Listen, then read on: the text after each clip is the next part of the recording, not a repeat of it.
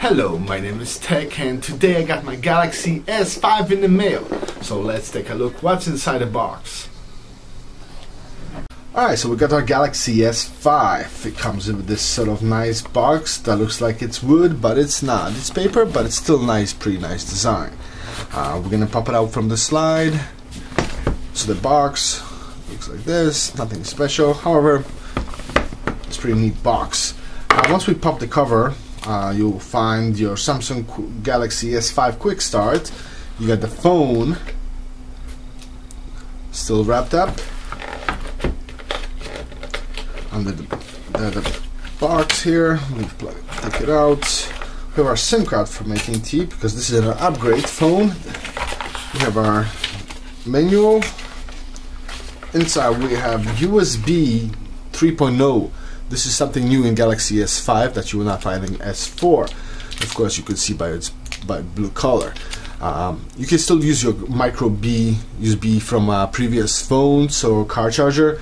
It's just this cable is designed for data transfer and as well as charging. However, if you can use the old cable just for charging purposes, and probably even that, I haven't tried it out, but we'll try it out and let you guys know.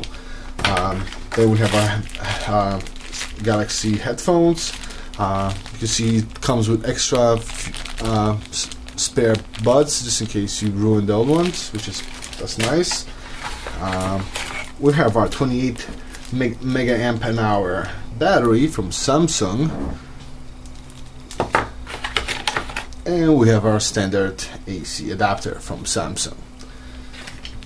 That's it for the box. Alright, now that we got a Galaxy S5 out of the box, let's get into the little details. This little puppy runs 2.5 GHz quad-core application processor, which makes it really fast. It runs on Android 4.4.2 KitKat OS. Of course, the display is 5.1 inch, which is slightly bigger than the processor of Galaxy S4. I mean, I don't have one to display right here, but it's just slightly. I mean, it's micro, but it is slightly bigger, and you will notice that it's a little more square than S4. S4 is a little rounded on the edges.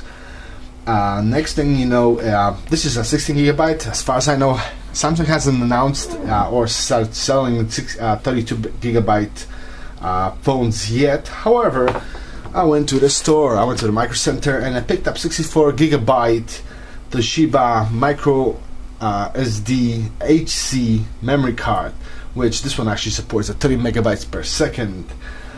So it comes with adapter, and of course the price tag is $47. So I mean, Apple cannot compare their 64 gigabytes, upgrade phones for $200 extra. Especially with now, with this one, I will have actually 8 gigabytes of RAM total. So this is the microSD HC class 10. This is the UHS 1. Which makes it it's a little newer, and it is faster than standard class 10 micro SD card. So pick one up. I already got a case from eBay as well. I'm still missing the screen for it, so for now I'm gonna probably leave it on just to protect the screen. It's always nice to get a protective shield. It's really cheap, especially when you get it on eBay or anything, and best time to apply it is when the phone is new. So first thing you do is get it ready, rip it off, put the new plastic shield on. The shield itself is not really required. However, it does protect your phone from heavy scratches, which tend to happen occasionally. But best of all, if your phone falls and it hits the screen, the plastic actually will most likely protect it. I've seen my phone fall, a couple times where I was pretty sure the screen would be gone, but yet the plastic saved it. Normally, I'm pretty sure it would have shattered. I don't have a Galaxy S4 to compare it to. However, I got my iPhone 5. So of course, you will notice the difference. This comes actually with a case, so it's a little bit bulkier. But here you go. So we plug it in on top, and of course, we definitely have so much more real estate than iPhone 4. I mean, the screen is just huge. So let's get into more details regarding the phone. Let's pop the plastics off. Oh yes. Now this will indicate that it's no longer new. I'm not sure if this is, see there's a small indentation here, not sure if that should be there or not, but we'll assume that it should be.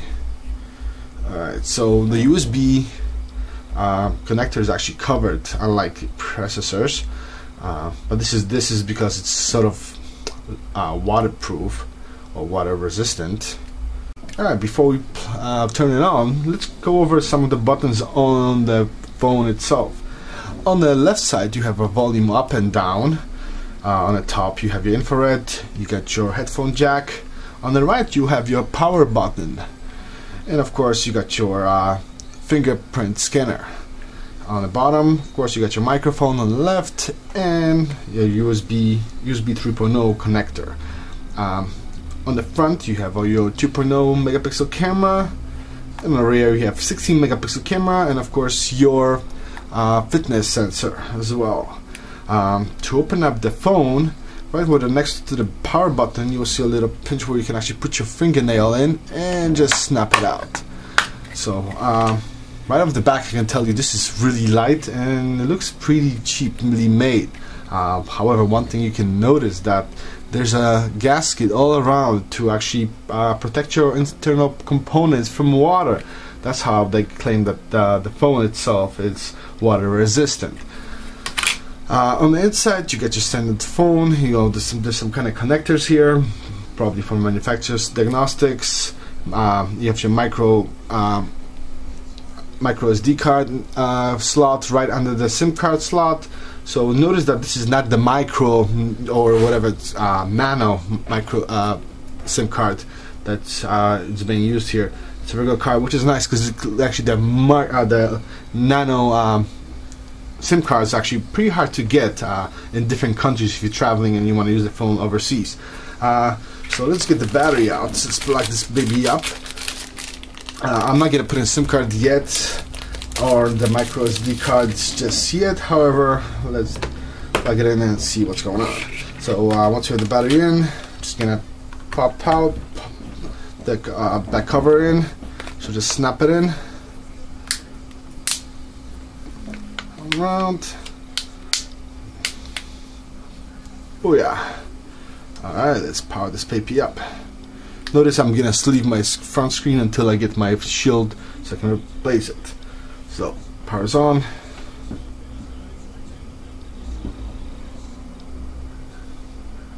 Sorry if I'm destroying with this sign. So of course, first thing it wants you to do is connect to your network. Let's do the cancel for now. I'm gonna go over next feature on my next video. So let me go over a little bit about the accessories I brought for it.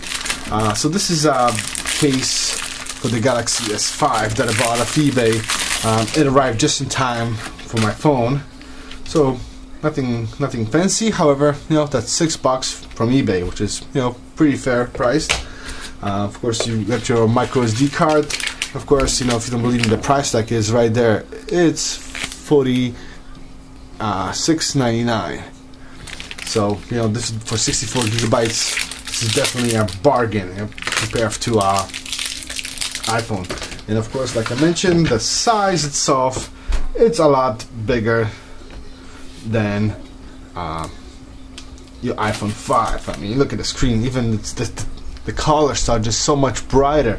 I mean, let's see. Even if I do a contrast adjustment on my iPhone 5, we'll see if it actually helps. So menu. So I'm going to go full contrast on my iPhone. The phone itself, I mean, really, the graphics itself, I mean, they're just so vivid compared to iPhone 5. There's no comparison. And the screen, of course, you know, we got so much more real estate. So I hope you enjoyed this video. Please rate and look out for my other video, why I think you should switch to Galaxy S5 from your iPhone 5. Thank you for watching.